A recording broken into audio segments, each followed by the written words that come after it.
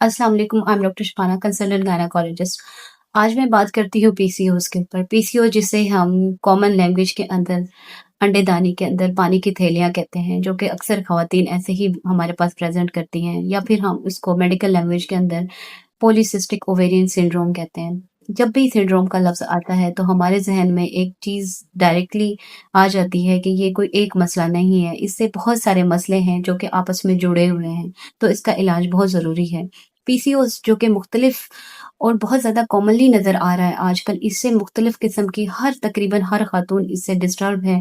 इससे ख़ास तौर पे हमारी छोटी बच्चियाँ बहुत ज़्यादा सफ़र कर रही हैं। पीसीओएस की वजह से छोटी बच्चियों के साइकिल इर्रेगुलर हो जाते हैं और वो बच्चियाँ बहुत ज़्यादा परेशान होती हैं और इसी मसले के साथ वो हमारे पास आती हैं।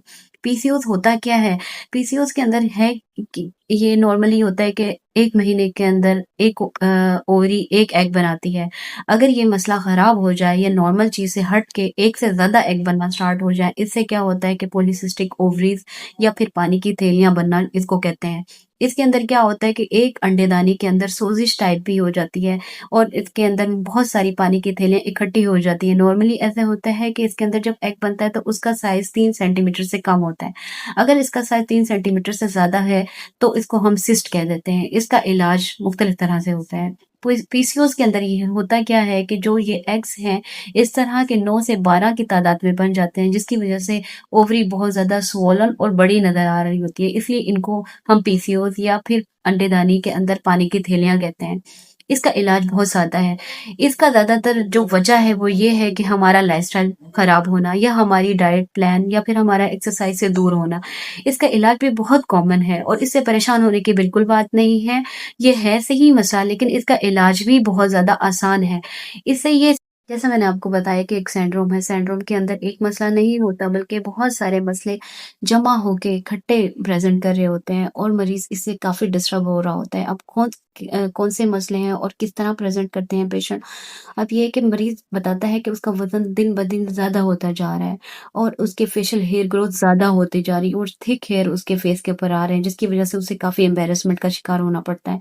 इसके अलावा साइकिल तो इर्रेगुलर था, इसके अंदर शुगर का रिस्क भी काफ़ी ज़्यादा हो जाता है और जब शुगर का रिस्क ज़्यादा होता है तो उसको साइकिल इर्रेगुलर होने के साथ-साथ अंडेदानी और बच्चेदानी का कैंसर का रिस्क भी बढ़ जाता है। तो देखें ये छोटा-सा मसला कितने बड़े मसले में बदल सकता है और हम अगर इसको एहतियात के ज़रिए इसका इलाज कर सकें तो ये कितनी अच्छी बात है और हम अगर किसी को एक बंदे को भी इस मसले से बता सकें तो मेरे ख़्याल से ये बहुत अहम मैसेज हो जाएगा। इसका इलाज अब मैं बताती हूँ। इसका इलाज क्या है कि इलाज के अंदर जो मसला है उसी को ट्रीट करना है। अब जैसे वज़न ज़्यादा हो रहा है तो हमने अपने वेट को बैलेंस रखना है। वेट को बैलेंस किस तरह से रख सकते हैं हम? अब एक प्रॉपर डाइट प्लान यूज़ करें, बहुत ज़्यादा ऑयली चीज़ें ना यूज़ करें, प्रोटीन इंटेक ज़्यादा कर दें और अपना डेली का रूटीन इस तरह बनाएँ कि हमने एक्सरसाइज़ ज़रूर करनी है। कम से कम हफ़्ते के अंदर 5 दिन ज़रूर एक्सरसाइज़ उन्होंने करनी है। जिससे क्या होगा कि उनका नॉर्मल वेट रहेगा, उनके अंदर ये सारे मसले ऑटोमैटिकली कम हो जाएँगे और उनके अंदर जो बाकी कॉम्प्लिकेशन थी, जैसा कि मैंने आप लोगों को बताया कि इसके अंदर कैंसर का रिस्क भी बढ़ जाता है, वो ऑटोमैटिकली ख़त्म हो जाएगा। और मरीज़ की ये पानी की थैलियाँ खुद ब खुद ठीक हो जाएँगी, साइकिल खुद ब खुद ठीक हो जाएगा। बस यही एहतियात है जो कि करनी है हम लोगों ने और इस मसले से हम अपनी बच्चियों को बचा सकते हैं और वो खातून जो कि इनफर्टिलिटी का भी शिकार होती हैं, इस मसले की वजह से कंसीव नहीं कर पा रही होती, उनका मसला भी ठीक हो जाता है। तो ये बहुत अहम मैसेज है और मैंने कोशिश की है कि मैं बहुत ज़्यादा अल्फाज़ में समझाने की कोशिश करूँ ताकि सबको समझ आ जाए। इस तरह हम इन्फॉर्मेशन एक से दूसरे तक पहुँचा सकते हैं और उनको बहुत सारी ख़वातीन को इन मसले मसाइल के बारे में इन्फॉर्मेशन दे सकते हैं। उनकी डिप्रेशन, उनकी टेंशन, उनके मसलों का हल बता सकते हैं।